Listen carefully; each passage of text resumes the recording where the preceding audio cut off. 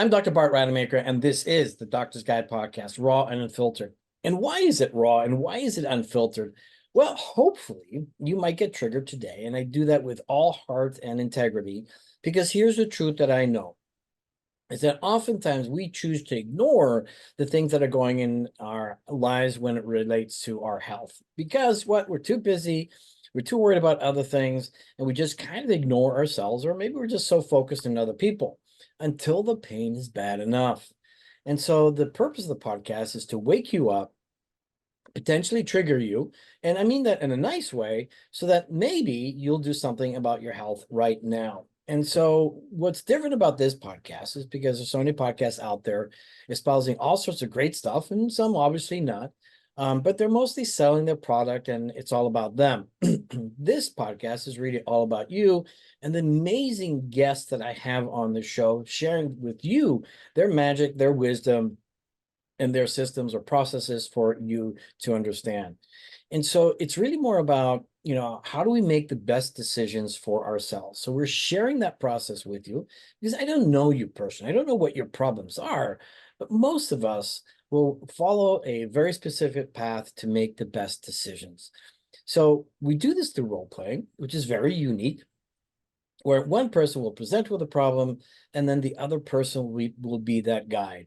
And oftentimes we'll come with some amazing resolutions within about 6 or 8 minutes, but recognize that, yeah, when you have your problem and you're with your therapist or practitioner or whatever coach, it probably will take a little longer. But the point of the matter is that my hope is you get to witness yourself in this, recognize the importance of you doing something about it now, and then hopefully leave you with some sort of insight and action step that you can take. And so for today, I'll have each of my guests introduce themselves briefly. We'll jump into a 6 or 8 minute role play, after which we'll unpack all of that. And then again, have you leave with some insight that you can, do something about. So great. So Maddie and Rachel, thank you so much. I really appreciate you guys coming in. We just met the other day. And so first, Maddie, introduce yourself, and then we'll go with Rachel, and then we'll jump into the role play. Sounds perfect. Well, thank you for having us. My name is Dr. Maddie Mohyla. I am a doctor of chiropractic here in Sarasota, Florida. My background is actually a lot in sports medicine. I was a competitive soccer player for 25 years. Thought I was going into physical therapy before I pivoted into chiropractic. In that meantime, I was a personal trainer and nutritionist. So going forward now in private practice, we involve all aspects of that, from physical to mental, emotional, and of course the nutritional biochemical aspect of how do we create homeostasis in our bodies. Oh my gosh. I mean, you're a superstar, and especially the fact that you are were in competitive soccer. My daughter as well, and she's actually a ARNP right now. Awesome. So super excited about that. But yeah, your credentials are amazing. And one thing I do know, and for those people listening out there, is a lot of people don't quite understand the value of chiropractic. But I tell you this, the structure of your body is so critically important to all the organ systems that in essence, the truth is we need to have our bodies adjusted every single week. So find a great chiropractor. If you're in Sarasota, go find Maddie, because I know she's amazing. Rachel. Yeah. Awesome. Thank you. So my name is Rachel. I'm a naturopathic wellness coach along with a certified emotional code practitioner. I started my journey actually when I was a young child. I thought I wanted to be a massage therapist. So I have my associates in science, but didn't really want to touch people all day long. So I decided to do a different route as far as nutrition and emotion code releases, because it goes hand in hand with what Dr. Maddie has to do. And within our wellness center, really creating that whole body wellness is what we focus on. Oh, what a beautiful synergy with that as well. And truth be told, once again, is that a lot of our illnesses have some sort of emotional content in there. And, oftentimes we, again, wish to disregard or disconnect with our emotions because it's too painful. But the reality is, when you have a coach like Rachel to help you uncover that and release that, guess what? And if your problems just simply go away. So great. So let's do the role play. I know, Rachel, you're presenting with an issue today, and Maddie will be your guide. All Go for right. it. All right, so I am pretty healthy as far as my dietary habits, as far as exercising, but every now and again, I happen to wake up with this right side low back pain. And I'm not really sure why it keeps coming back or what I'm doing wrong. So I'm hoping Dr. Maddie can give me some insight to that. Okay, well, let's kind of break it down. So you said it happens every once in a while? Every once in a while, like when you I just wake up and there's this ache on my low back. It doesn't, obviously, it's not halting my life because Okay. I get up and I work through it, Sure. but it's agony enough that I feel it. Okay, would you say that's once a week, twice a week? Or would you say it's more Um, monthly? What would you say? How often does it reoccur? It is sporadically. I would Okay. say I haven't felt this low back pain in like 2 weeks. Okay, so you had 2 weeks with it on and kind of crept back in, sounds like that. Correct. Okay, did that pain seem to travel anywhere else in the body?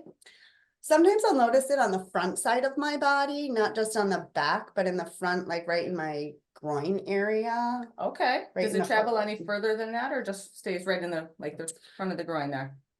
I wouldn't say it travels, but I do notice that my right foot sometimes bothers me. Okay, any traumas in your past that are significant at all? Any major vehicle accidents? I was in an accident 7 years ago, which caused Okay. some bulging discs. But I don't think my bulging discs in my neck would affect my low back. Okay, we'll take a look at that as well. Okay. Okay, is that the most significant that you can think of then? Other than that, I was cleaning a room and I dropped a bed frame on my I dropped the bed frame on my front area Okay, that's a big thing to kind of keep in mind, possibly a cause of trauma. in my low back. Okay, absolutely. Everything is connected after all. Okay, That so, was 4 months ago, like 4 or 5 months oh, ago. okay, okay. Well, sometimes those injuries come in later on. At first, we don't always feel it, but yep, we'll take a Okay. look at that. Okay. When your low back pain happens, do you have any constipation, any changes in bowel or bladder function at all? No, that's Okay. normal. And you've had no moments of shortness of breath, heart palpitations, anything like that? No, Okay. I'm pretty That might seem healthy. kind of weird, but sometimes cardiac issues can refer to the low back, so we just want to make sure we're kind of addressing that as well. All righty. So sleep position, tell me, what kind of sleeper are you? I'm a side sleeper. Okay, do we put a pillow between the knees to support pelvis? Most nights, yes. Okay. Sometimes it'll flick out. I guess then I gotta find it in the middle of the night and put All it right, back. so you start with that. Okay, why I asked many times, sleep position can be a big contributor to pain. You said you kind of wake up with that in the morning, or does it kind of worse throughout the day? No, I would say I notice it more so in the morning. Now that I'm sitting in my seat for a little bit, maybe when I sit, it bothers me a little bit more throughout the day. Okay, now I know that pain is not enough to get you to the point of needing to take any medications, or does it happen? Do you need to take anything at any time? No, I'm pretty natural. I won't take any prescription medications, Okay. maybe a natural anti-inflammatory or something, but Okay, not. okay, wonderful. So other things I want to look at, that we did discuss sleep. The other components would be ergonomics throughout the day. Do you sit or stand more? I try to stand. I have a sit stand desk, so I try to stand most times. Okay. Unless my little dog wants to sit with me, and then I will sit down and she will keep me down for a little while. I will say that, which then I guess maybe could aggravate agitate it. Okay, wonderful. So other things, what do you do for exercise? I do yoga in the morning. Okay. I'll do some walking throughout the day. I do a little light stretching in the evening, but I'm not a fan of working out. Don't love it, just do it because I know I have to do it. Okay, well, excellent. So kind of just going through the range of a little bit of questionnaire there with you, Rachel, just to see how your overall daily life is and how it's impacting. For sure, once we go through a neuromusculoskeletal exam, I'm going to see, is it a facet joint that's pushing on a nerve, giving you some of that discomfort that you feel? Also sounds like possibly the full kinetic chain needs to be looked at, that entire right side from your foot up to the knee and then up to the hip. It sounds like your iliopsoas muscle is also partially maybe from something falling on it a few months ago or the impact from the lower back. So the nerves off of the lower back will control the core muscles and then the legs down, the muscles down the leg as well. So I have a feeling that entire right side needs to be evaluated for you throughout the day. Now, one other thing that sometimes is often overlooked is when you're sitting, do you cross your leg? Do you have a pattern? I do not cross my legs. I teach people not to cross their legs because I know how bad ergonomically it is, and you can get trapped there for hours with your legs Oh, crossed. absolutely. Well, that's just one thing that you don't have to consider then, so that you're not adding to that. Mhm. Okay. And then, of course, footwear choice. What are you standing in most of the day? You said you have a sit to stand desk. Yes, I actually have an anti-fatigue mat that I stand on. They call it a Wonderful. foot playground, so I kind of, Okay. I would say dance around on that because it's got some bumps and lumps that I can roll my feet on. So Okay, so kind of doing like a myofascial release to your feet throughout the day? Is that yeah, what you're doing? yes. Well, that's wonderful. Okay. Usually I recommend a tennis ball for that, but if you have a platform that you're anti-gravity, like standing on already do it, wonderful. All right. So solution wise for you, I'm gonna go through a few more things that I think you could be doing at the nighttime. So it sounds like you start your day with stretching, but I would incorporate some stretching at nighttime. And I'm talking about 5 basic moves that we would incorporate into your nighttime routine. Should take you no more than 5 minutes. Is that something that you think you could comply with? If it will help my low back pain, like in the morning, then yeah, I would definitely. Absolutely. Okay. Another consideration is your hydration. So there's a book that was in the 80s that I love. It's called The Body's Many Cries for Water. And there's an entire chapter on the lumbar spine. How much water would you say that you consume throughout the day?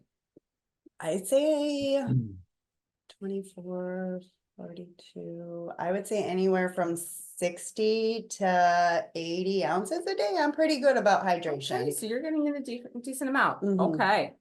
So the other component is mindset and then emotional components that come through. Now, I know you are familiar with that kind of work. Have you had any specific trauma release work regarding that fall onto your hip 4 to 5 months ago, would you say? I honestly have not even thought about doing energy work from that fall or anything from 4 to 5 months ago. That's a Okay. great suggestion. Well, just things that come up in conversation. So, Yeah, I didn't think about okay. that. So I would look at evaluate that. Since it has been kind of coming and going, it's in you with your history of previous traumas, I think it's time for an updated image as well. Now, would you be comfortable more with an X-ray or an MRI? Are you claustrophobic in any way or have any concerns with radiation? No, no Okay. concerns, not claustrophobic. I mean, no, I should be good. Okay.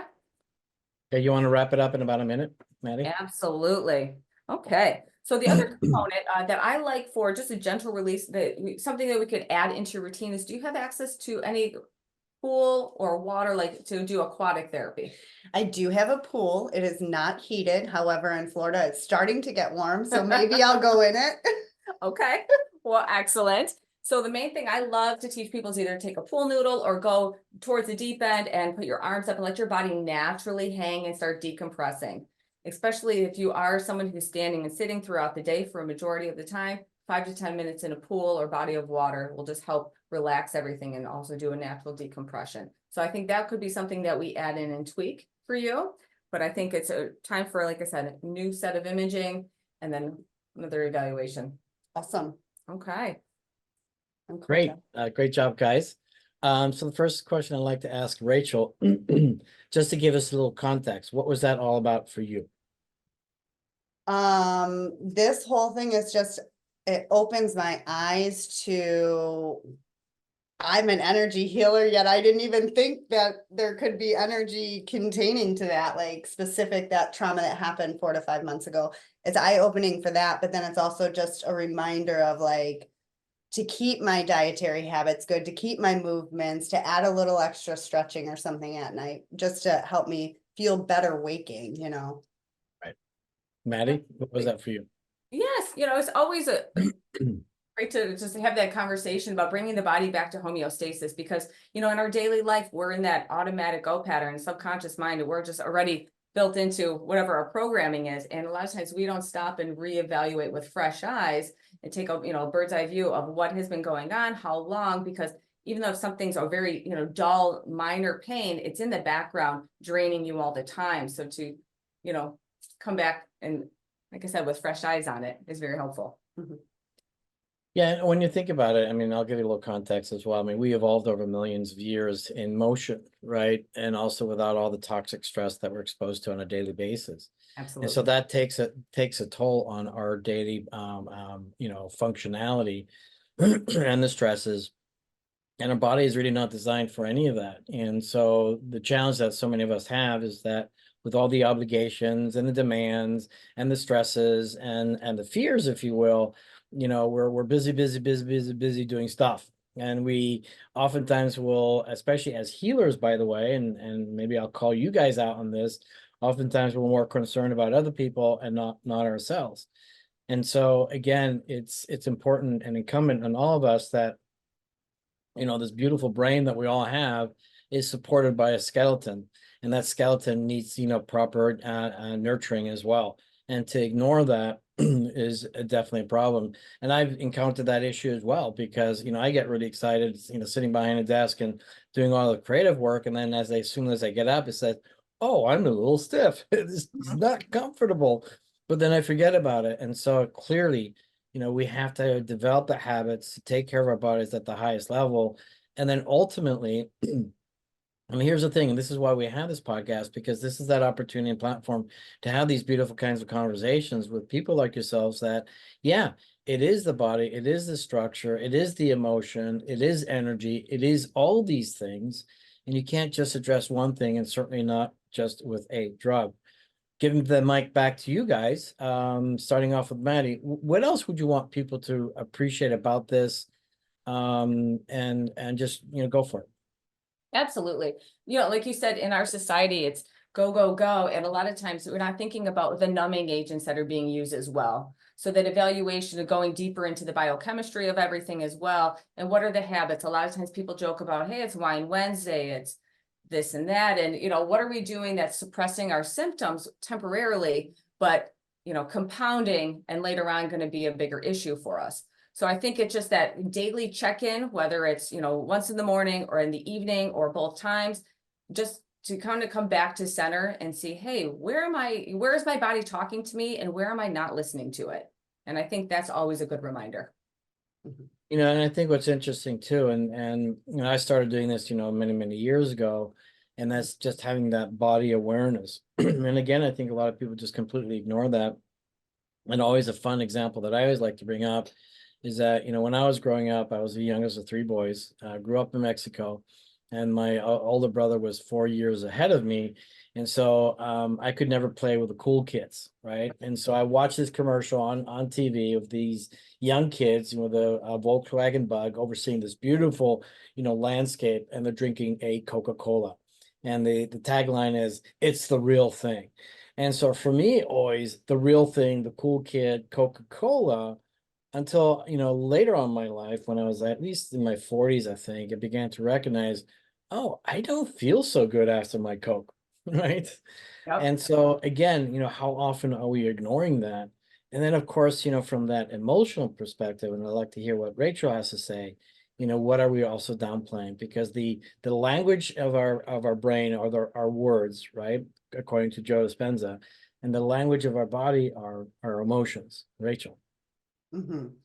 I guess as far as emotionally, we may feel that the trauma that we have experienced is gone because the experience itself is over, but the trauma from that is trapped within your body somewhere, and it could cause stagnancy or little aches and pains or something that just might be causing you a little fog. So it's like, as far as energy work, if you do get that fog feeling, it could just be stagnant energy within your body that needs to be released in order to have the energy flowing freely. Because as I was always taught, there are no fences in your body, so you have to treat the body as a whole, each unit working through it to figure out where is the disconnect and how can we mend that fence, or not mend the fence, take the fence down, really, to connect the whole body to get it whole again. So I'm very familiar with energy work, and I'm like one of those few docs that actually totally believes in that. And so I'm going to put you on the spot, Rachel, Okay. of full heart, full integrity, because I want to illustrate a point. Because when people like yourselves, who are exceptional at doing that kind of work, and you talk and you use terms about energy work, do you find that a lot of people are just kind of like confused? I'm like, what are you even talking about? Yes. I mean, let's face it. I mean, Maddie has something that everybody understands, right? But you don't. I don't, you're absolutely right. But then I like to explain that our bodies are all made up. It's just energy, like the protons, the neutrons, the electrons, we're all just compounded energy working. And then if I'm live and in person with someone to show the energy, I'll use a magnet with like a paper clip or something to show like there's nothing really pulling that paper clip to the magnet except for energy. Like you don't see it, but you know it's happening. So that's an incredible thing to actually witness. Like everyone understands how a magnet works, but to actually see it and to understand there's not a pulley device to it. It's physical energy bringing it to the magnet. You know, that's actually quite brilliant. I'm going to use that example, by the way. And what I think you'll appreciate, my response to you as well is this. And because I can justify and validate everything you say from a scientific perspective. And it's simply this: of the 70,000, I'm sorry, the 70 trillion cells that we have about 10,000 named parts. And each named part, whether it's a cell or a molecule, an organ, has a very unique energy signature. That's something that we can actually measure. And so energy is emitted, but also energy is received, which means that you don't see it, but it impacts. So molecules impact other molecules, or atoms impact other molecules through energy, something that we can't actually see, but we can see the impact that it has. And we are also able to measure this. And one thing that I also love to share with other people is simply this, is that when you pass an electric current through a wire, it also creates what's called an electromagnetic field. And you'll think of the heart, right? Every time it contracts, it's because there's an electric signal going through all the muscles. So obviously, then there's an electromagnetic field that happens at the same time. We've been able to measure this electromagnetic field 12 to 15 feet away from the heart, which means every single cell is impacted by that electricity, electromagnetic field. Your brain has that as well. And so the truth of the matter is this: for all those energy workers out there, you finally have some validation of the work that you do. And for those that think it's all woo-woo, well, maybe you just need a better person to help you understand what it is that they do. Maybe they're not explaining it well. But the truth of the matter is that we can sense, people like yourself, Rachel, can effectively sense it and also impact others through energy work, because you know what? We're able to measure it. So I love the fact that you do that work. But I also love the fact that you are also, how should I put it, even more structured than some, because it legitimizes you in a beautiful way. Thank you. So what else do we need to focus on for Rachel's problem, Maddie? What do you think? Absolutely. Well, given her history, I would like an updated image, I will say, but we'll talk about that for sure. But I think an evaluation of you really paying attention to your daily habits a little bit more. And when you're standing, to make sure that we are standing, neutral, grounded to the floor, pelvic rocked back. And what I mean by that is belly button pulled into spine, so that we're intentionally standing, stabilizing the core. Because the other component is you're on the computer a lot throughout the day. So I need to reevaluate your upper half and what's going on between the upper and lower cross, because sometimes there's that cross called upper and lower cross syndrome, where if you're tipped forward too much being on the computer all day, the lower half, the lumbar spine and pelvis, will have a retraction of that, equal and opposite parts, to keep you at homeostasis. So I think it's a postural ergonomic reevaluation that is ahead. And that goes not just for Rachel, but really for all of us, because modern day life, we have electronics, and sometimes it's how many screens are in between, the one on the wrist and the one on the wall. And for sometimes, it's 3 to 4 when I'm, talking with patients. And there's a big impact of what we're ingesting, not just with food and water, but like you were saying, Bart, from everything, from the environment, from every source, media, you name it, everything is going to have an impact on us. And I think what's really relevant too, and this is exciting about the work that I get to do, and my job as a doctor's guide is curating, educating, and guiding, and really putting all these things into its proper perspective. But when we look at our bodies, it's actually a very complex and complicated network of individual self-regulating systems that are in fact communicating at the speed of light through all the different types of energies that we know of, and then likely the ones that we don't even know of. At one point we didn't know about radio waves, or we didn't know about electricity, or we didn't know about electromagnetic fields. And so there are so many of these energy systems that are occurring. And the truth of the matter is that when you are not structurally well aligned, it's going to impact the energy transfer. And another way just to call it is that energy transfer is actually information from cell to cell, organ to organ, from your brain to every other part of the body that is emitted, through or is passing through your body, through the structure. And then if there's limitations, it's going to affect how your body functions. And so once again, I mean, obviously you want to have, proper posture and the right kind of people like Maddie to adjust you as well. So, Maddie, how do people get a hold of you, and final words from you? Absolutely. So the name of our practice is Balanced Body Center. Balancedbodysrq.com is our website. And on social media, I am at Dr. Maddie Mohyla. Love it. Rachel? Oh, wait, Maddie, any final words? Final words is really, when you're creating the roadmap to your health, you want to start with movement. You do want to evaluate, your exercise, your daily habits, because that's really, it's the small things that will make the big picture. Sometimes, we want to look for that one key thing or pill that we can take to make it all go away. But really, it's the accumulation of everything. So it's looking at the details with an open heart and not judging yourself, just saying, hey, this is where I am today, but where do I want to be tomorrow, and make that forward movement in that way. Rachel? Yes, I am at Balanced Body Center in Sarasota, downtown Sarasota. Same balancedbodysrq.com for the website. Our phone number 941-400-1028. My final thoughts is just be more mindful, be more present, and just take a pause to listen to your body and bounce ideas off of friends. Then you can figure out things a little bit deeper. Yeah, it's all about having the right friends, right? That can help you in so many different ways. And you guys are definitely very well balanced. Well, thank you so much to both of you. It's an absolute delight. These are the kind of perspectives and experiences that I want people to experience on this podcast. These are the real conversations, so that people have an insight, more hope, more clarity as to what it is that they can do for themselves to optimize their health. Because at the end of the day, optimum health makes all the difference. It's a quality of life, it's a longevity, it's what you get to do, and also avoid the things that you don't want to have in life yourself. So once again, Maddie and Rachel, thank you so much. It's been a great pleasure. My name is Dr. Bart Rademaker, and this is the Doctor's Guide Podcast, raw and unfiltered, and we will be back.